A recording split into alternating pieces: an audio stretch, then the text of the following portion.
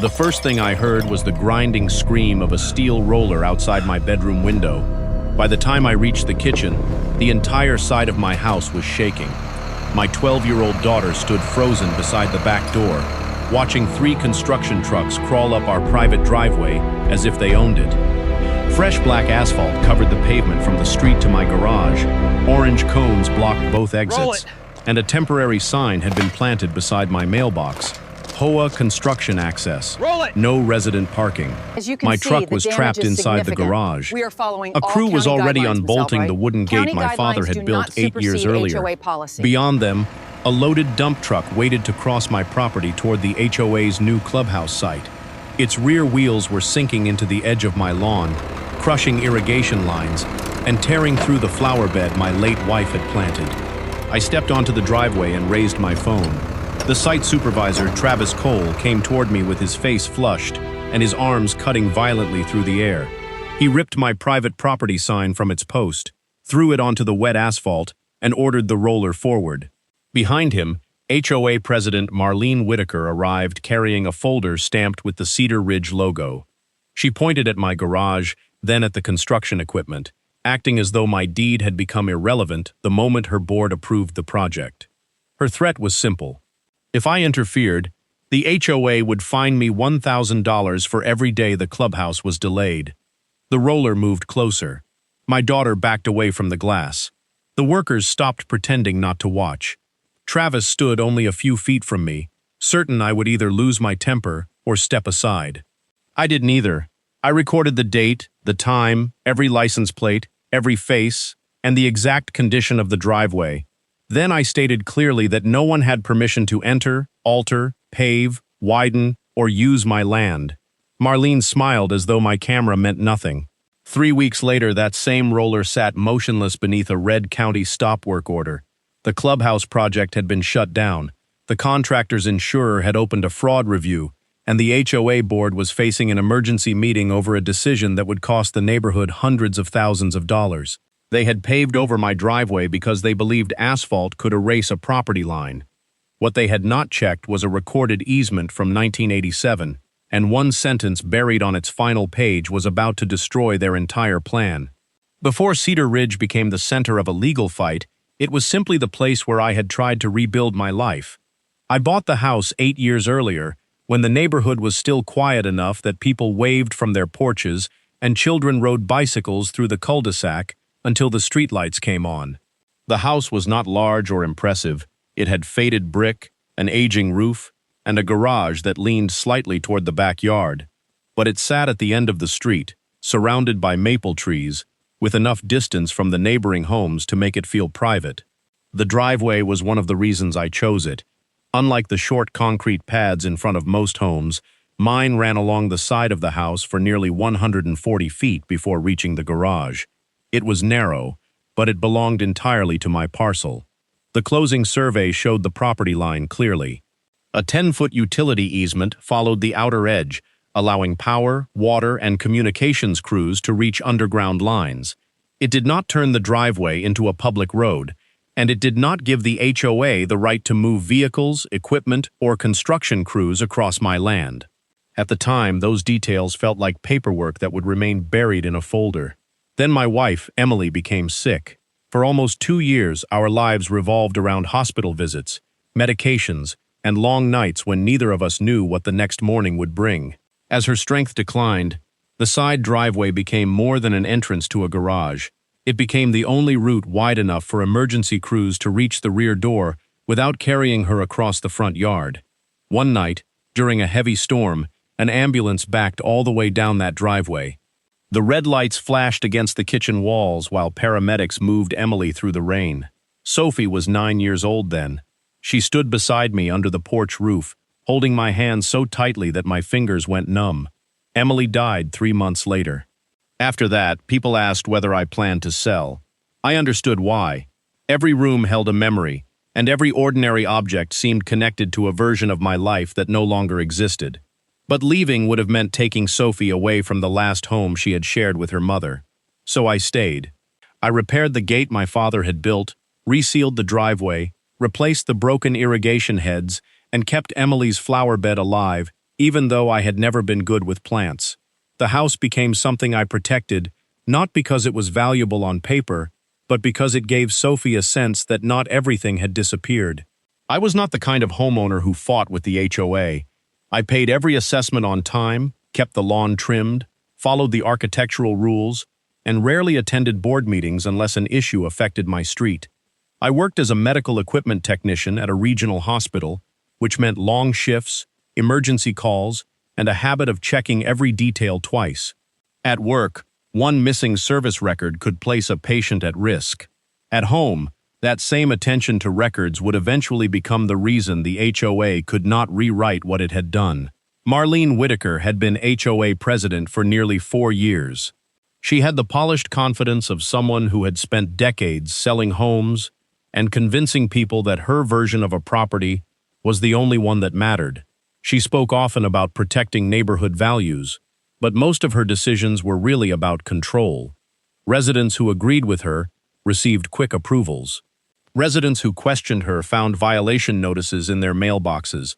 I had never challenged her, and she mistook that for weakness.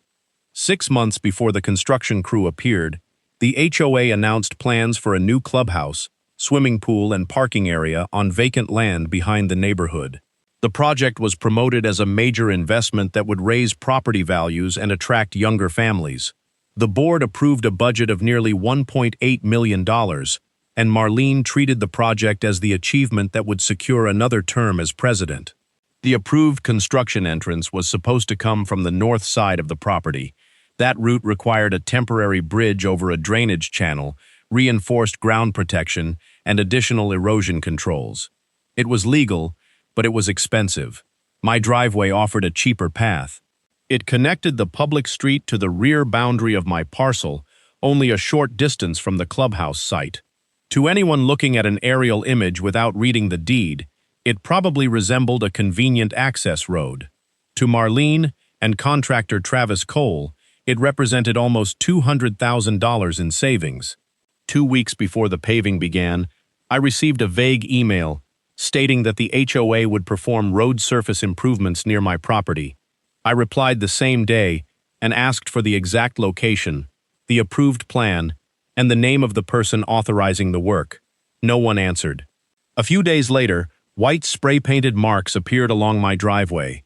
Marlene told me they were only utility markings and that I had no reason to be concerned.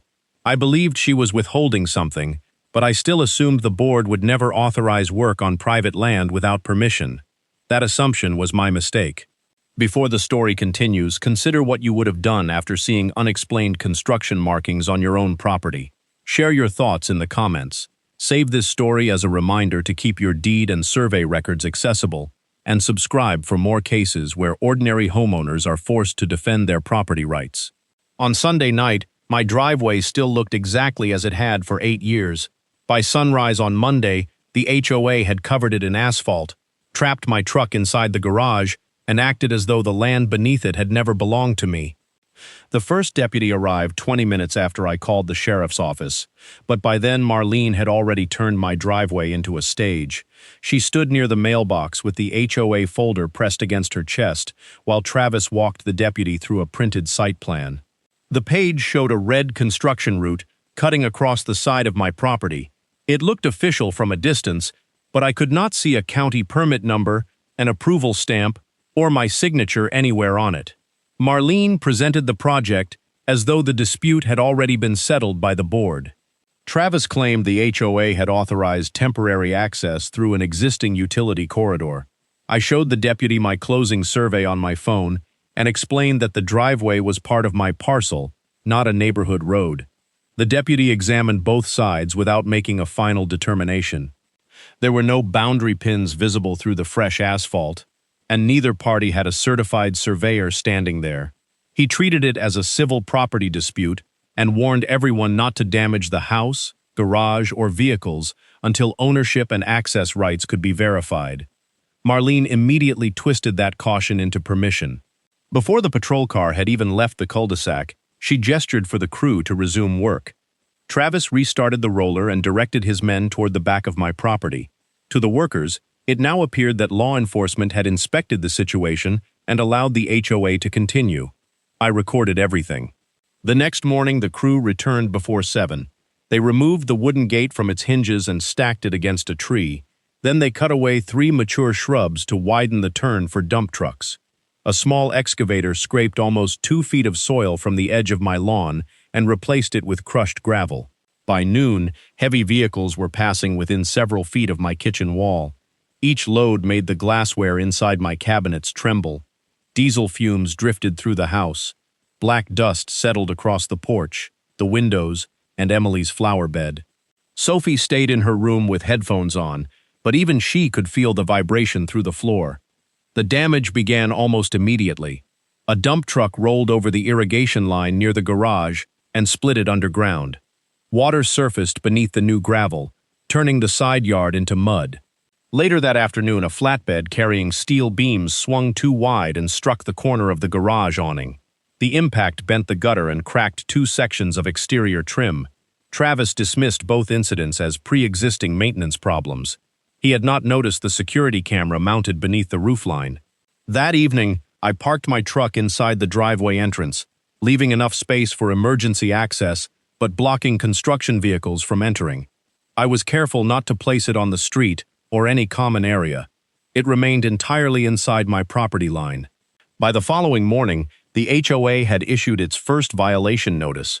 The notice accused me of obstructing approved community construction and interfering with emergency access. It imposed an immediate $500 fine and added $250 for every day the obstruction remained. There was no emergency route through my property. There never had been. Marlene then sent a neighborhood-wide email blaming an unnamed homeowner for delaying the clubhouse project and increasing costs for the entire community. She did not include my name, but everyone on the cul-de-sac knew whose driveway had been taken over. Within hours, the neighborhood Facebook group filled with accusations. Residents who had never seen my deed described the driveway as shared access. Some claimed I was holding the project hostage for money. Others argued that one homeowner should not be allowed to block an amenity funded by hundreds of families. The pressure was deliberate. Marlene understood that public embarrassment could force a person to surrender before legal facts ever mattered. She wanted me isolated, angry, and desperate enough to sign whatever temporary access agreement the HOA placed in front of me. Travis used a different kind of pressure. He ordered a delivery truck to park across the mouth of the driveway while workers unloaded materials. My truck remained trapped behind it for nearly 3 hours. He treated the new asphalt as a gift and my objections as ingratitude. His entire posture suggested that a hospital technician with one income and a child to support could never afford a serious fight against a contractor, an insurer, and an HOA legal team. Then Marlene called an emergency board meeting. I arrived with copies of my deed, the closing survey, photographs of the damage, and screenshots from the camera footage. The board gave me only a few minutes before cutting off my presentation. Marlene repeatedly redirected the discussion toward project delays, community expenses, and my alleged refusal to cooperate. When I asked who had signed the access authorization, no one produced a document bearing my name. Instead, a security guard was instructed to stand beside me while the board voted to uphold the fine. As I gathered my papers, the projector behind Marlene displayed the construction map Travis had been using. A small line of text appeared beneath the red route crossing my driveway. It identified the access as being based on an existing utility corridor. That phrase changed everything. A utility easement could allow power or water crews to service underground lines. It did not automatically grant an HOA the right to pave private land, remove a gate, move heavy equipment, or create a permanent construction road. By the time I reached my truck, I understood that Marlene and Travis were relying on more than arrogance. They were relying on the assumption that no one would examine the language closely enough to expose what they had done. That night, I placed every email, violation notice, photograph, video clip, repair estimate, board document, and property record on the dining room table. Then I created a folder labeled Driveway Evidence. The HOA believed the fines had pushed me toward surrender. In reality, they had just given me the first page of the case that would shut their project down. I did not call Marlene that night. I did not threaten Travis, post angry messages in the neighborhood group, or touch a single piece of construction equipment. I knew that anything emotional could be edited, misquoted, or used to make me look unstable. If the HOA wanted a fight based on noise and pressure, I was not going to give them one. I was going to give them records. I started with the security footage. I copied every video from the cameras around the house and saved the files in 3 places: an external drive, a cloud account, and a second encrypted folder on my laptop. I labeled each clip by date and time. One showed Travis pulling down my private property sign before sunrise. Another captured the dump truck crushing the irrigation line. A third recorded the flatbed striking the garage awning and continuing forward without stopping. The audio was even more useful than I expected. In one clip, Travis could be heard telling a worker that the HOA wanted the driveway open before I had time to make it complicated. In another, Marlene told him to keep the trucks moving because the board had already approved everything. Neither of them had known the microphone beneath the roofline was recording. I photographed the damage from multiple angles and placed a measuring tape beside every crack, rut, and broken section. I documented the missing gate hardware, the gravel spread over my lawn, the tire tracks through Emily's flower bed, and the water pooling above the damaged irrigation pipe. Then I built a timeline. Every email, board notice, fine, repair estimate, construction arrival, and phone call went into a spreadsheet. I added the names of witnesses, vehicle numbers, and exact statements from the footage. By midnight, what had felt like chaos began to look organized. The next morning, I visited the county clerk's office. I requested certified copies of my deed, the subdivision plat, the closing survey, and every easement recorded against my parcel. The clerk returned with a thin packet from 1987. At the center of it was the utility easement Marlene had relied on. The language was narrow. It granted access only for the installation, inspection, repair, and replacement of underground electrical, water, telephone, and cable services. It did not mention construction traffic. It did not authorize the HOA. It did not allow the easement to become a roadway. I read the document twice before ordering certified copies. From there, I went to the county planning office and asked to review the clubhouse permit. The approved site plan showed the official construction entrance on the north side of the project, exactly where the temporary bridge was supposed to be built. My driveway did not appear anywhere on the approved access route. The map displayed at the HOA meeting was different. It had been altered to include a red line through my property. There was no county approval stamp on that version, and no revision number showing that the access change had ever been submitted. That was the first moment I understood the scale of the problem. Marlene and Travis had not simply misunderstood my deed. They appeared to be using one site plan for the county and another for the construction crew. I hired a licensed surveyor named Miguel Alvarez to mark the boundary. He spent most of a morning working from the recorded plat, deed calls, and existing monuments. When he finished, bright orange stakes ran along the side of my driveway. The result was clear. The entire paved surface sat inside my parcel. The new gravel shoulder crossed almost 2 feet farther into my yard. The removed gate had stood well within my property line, and the trucks had no legal route to the clubhouse without crossing land I owned. Miguel prepared a signed survey with measurements and photographs. My neighbor Elaine Brooks also contacted me after seeing the stakes. Her doorbell camera faced the mouth of my driveway. She had recorded the crew arriving before dawn on the first morning, including Travis directing workers to remove my sign and reposition the cones before I came outside. She sent me the original file, not a compressed copy. By then, I knew I needed legal help. James Porter, a real estate attorney, reviewed the deed, easement, permit, survey, footage, and HOA notices. He did not promise an easy victory. He warned me that property disputes could become expensive if they were handled emotionally or filed too early. But he identified 3 immediate issues. The HOA had no recorded access easement, the contractor was operating outside the approved site plan, and both parties had continued entering my property after receiving direct notice that consent had been denied. James sent a certified demand letter to the HOA, Travis, the contractor's insurer, and the project engineer. It required them to stop using the driveway, preserve all emails and site plans, identify who authorized the access route, and arrange payment for the damage. Marlene answered 2 days later. She claimed the HOA possessed implied community access rights and warned that my unpaid fines could lead to a lien against the house. Her response did not address the deed, the survey, or the approved permit. James read it once and set it beside the rest of the file. Then he told me that people often revealed the weakness of their position by refusing to discuss the documents that mattered most. I kept searching.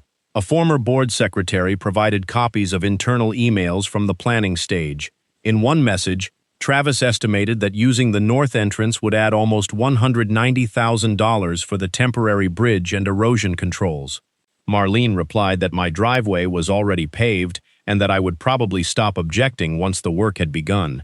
That sentence changed the case. It suggested they had not acted by mistake. They had considered the legal route, rejected it because of the cost, and chosen my property because they believed I would be easier to pressure than the county. They thought the asphalt had created a fact I could no longer reverse. What they did not know was that the final page of the 1987 easement contained one more restriction, and when James read it, he stopped taking notes. He looked up at me and said the entire project might now be exposed. The final page of the 1987 easement looked ordinary at first. It contained the same dense legal language as the rest of the document, followed by signatures, recording information, and a faded county stamp. But near the bottom was a restriction neither Marlene nor Travis had mentioned. The utility corridor could be used only for legitimate utility work, and any party entering it was required to preserve the property owner's uninterrupted access. If the surface was disturbed, it had to be restored to its previous condition. The sentence eliminated the argument the HOA had been using from the beginning. The easement did not give them a limited right to use my driveway. It expressly prevented them from blocking it. James confirmed that the easement ran with the land. It had been recorded decades before Cedar Ridge created its current bylaws, and no HOA vote, board resolution, internal rule, or contractor agreement could expand its purpose. The board could regulate common areas. It could approve landscaping colors and collect assessments. It could not convert a utility right into a construction road across a privately owned parcel. We requested written confirmation from every utility company named in the document. The electric company reported no active work order at my address. The water authority had not scheduled any repairs. The telephone and cable providers had not requested access. None of them had authorized the HOA or Cole Community Development to act on their behalf. That destroyed the utility explanation completely. The second legal problem came from the permit. Rebecca Sloan at the County Building Department compared the approved site plan with the version Marlene had shown the deputy and the HOA board. The county copy included the northern construction entrance, the temporary bridge, erosion barriers, stabilized gravel, and a designated route for heavy vehicles. The HOA version included none of those protections. Instead, it showed a red line running through my driveway, labeled as access through an existing utility corridor. The page carried the project engineer's company name, but it did not include a county approval stamp, a revision number, or a permit amendment. The two maps were not different interpretations of the same plan. One was approved, the other had been created afterward. County records showed that no one had submitted a request to change the construction entrance. No inspector had authorized trucks to use my parcel. No revised stormwater plan had been reviewed. By avoiding the northern entrance, Travis had also avoided the erosion controls required to protect the drainage channel behind the neighborhood. The shortcut saved money only because it ignored the permit. The third problem involved insurance. James sent the footage, certified survey, demand letter, and permit records to the contractor's carrier.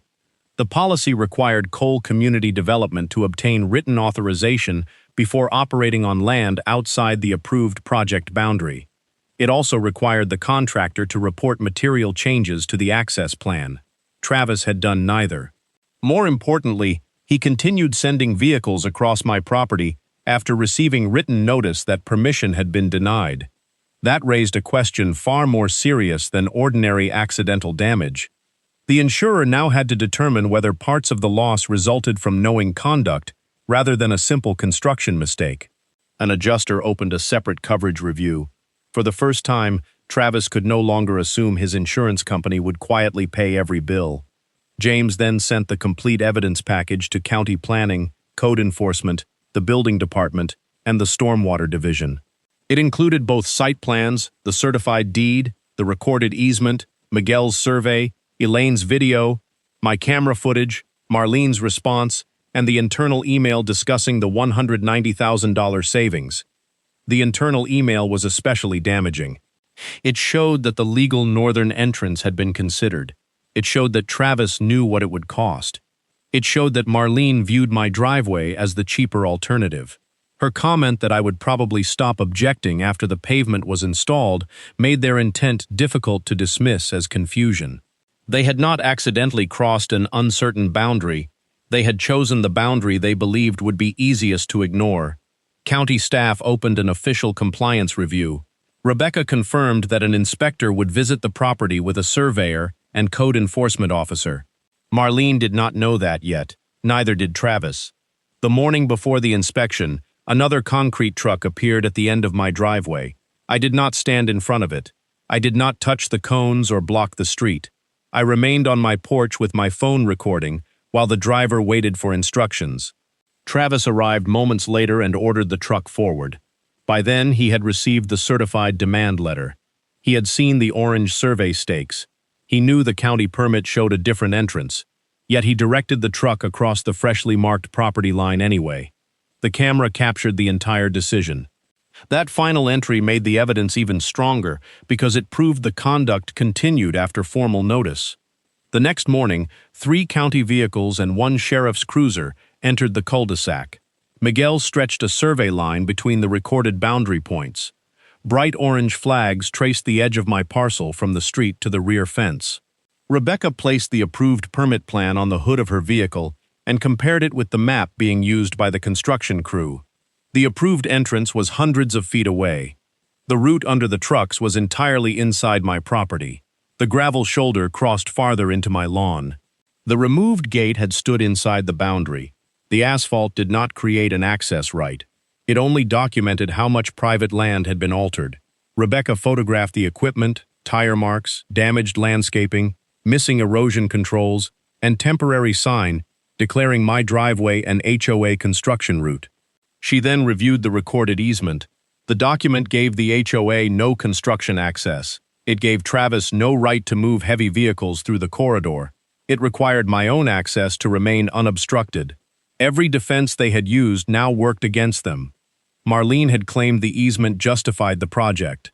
In reality, it proved the project violated the restriction attached to the land. Travis had relied on the site plan.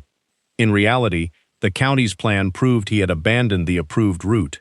The HOA had fined me for obstructing emergency access. In reality, its own trucks had trapped my vehicle inside the garage. A few minutes later, Rebecca removed a red notice from her folder and attached it to the construction roller. The paper was visible from the far end of the cul-de-sac. Stop work order. The clubhouse project had not been paused because I had shouted louder than the HOA. It had been stopped because the records left them nowhere to hide. The stop work order changed the entire atmosphere of the cul-de-sac. Only minutes earlier, Travis had been directing equipment as though the county had no authority over him. Now the roller sat silent beneath the red notice. The concrete truck was ordered to reverse out, and every worker had stopped moving. Rebecca Sloan photographed the driveway, the damaged garage awning, the broken irrigation line, the removed gate, and the gravel pushed into my yard. She measured the distance between the construction route and the approved northern entrance, then added each violation to the county file.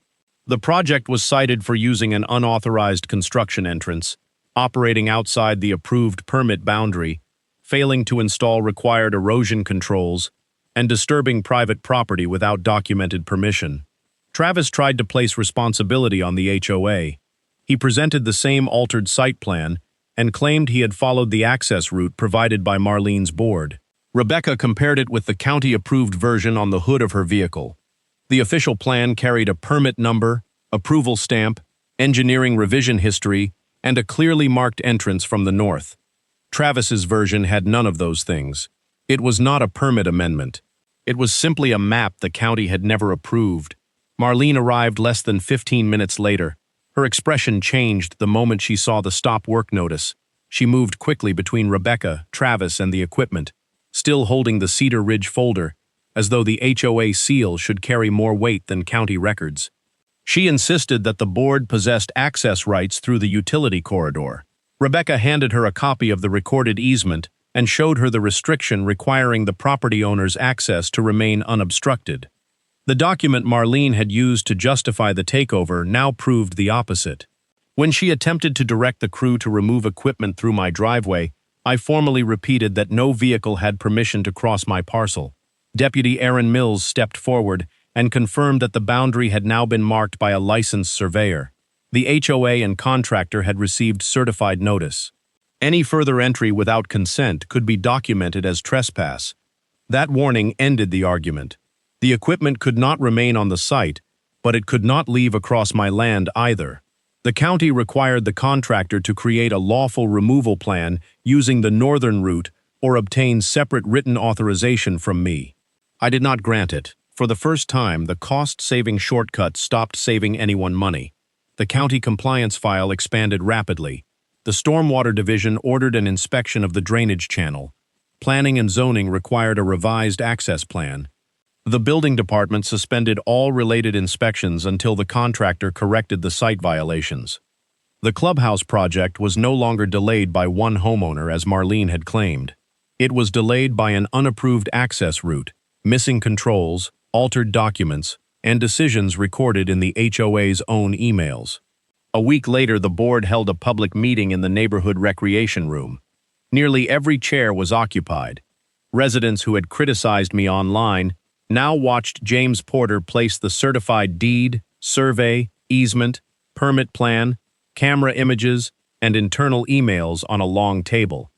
The evidence was presented in chronological order. The approved northern entrance had been known from the beginning. The temporary bridge had been rejected because of cost. My driveway had been selected without my consent. The construction crew had entered before sunrise. The HOA had fined me after I objected. The work had continued after a certified demand letter. Marlene attempted to describe the situation as a contractor misunderstanding. Travis responded by producing emails that showed she had instructed him to use the side access and resolve my objections after construction began. The attempt to shift blame became another piece of evidence. The HOA's attorney requested a private recess with the board. When the members returned, their confidence was gone.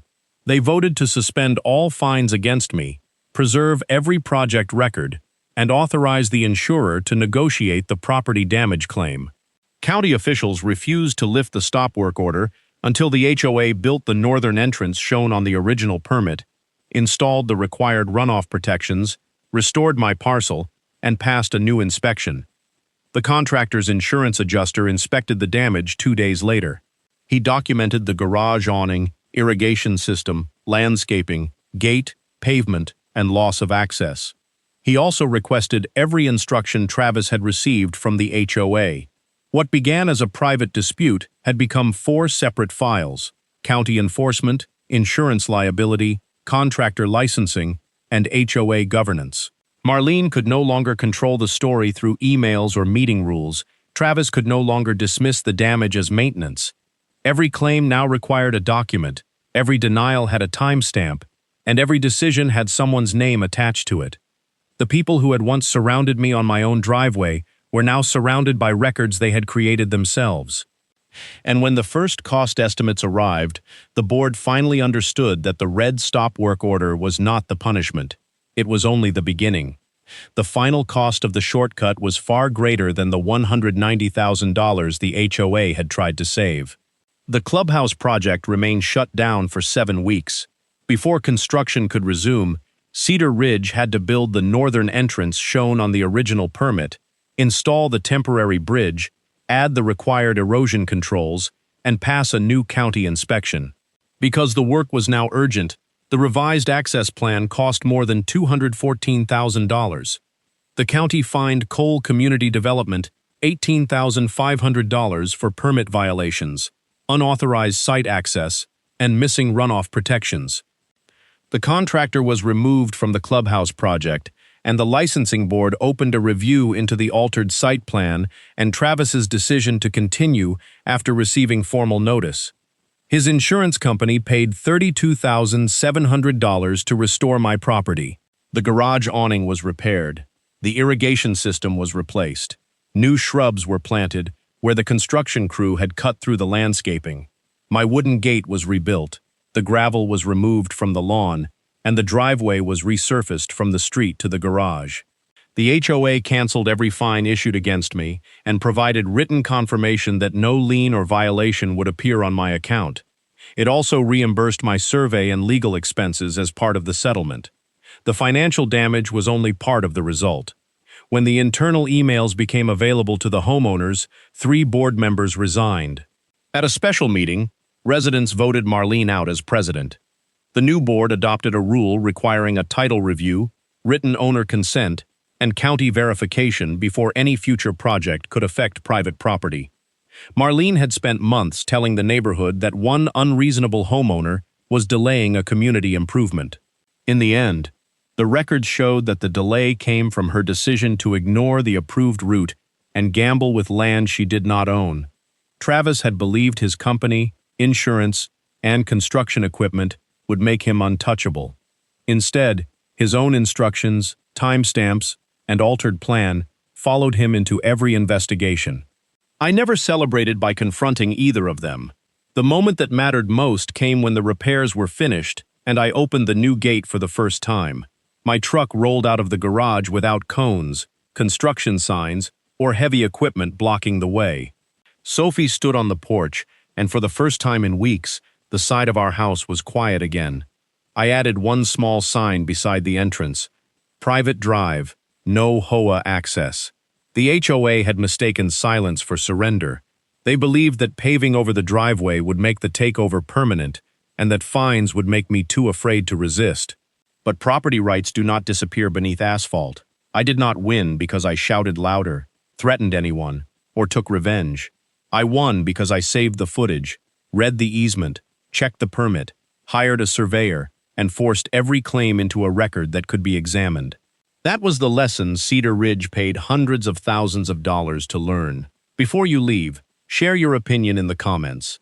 Who carried more responsibility for what happened? Marlene, who approved the shortcut, or Travis, who kept building after he knew the truth? Share this story with any homeowner dealing with an HOA or property line dispute. Save it as a reminder to keep your deed and survey accessible, and subscribe for more stories about ordinary people protecting their homes through patience, evidence, and the law. They paved over my driveway because they thought asphalt could erase my rights. The recorded easement proved that it could not.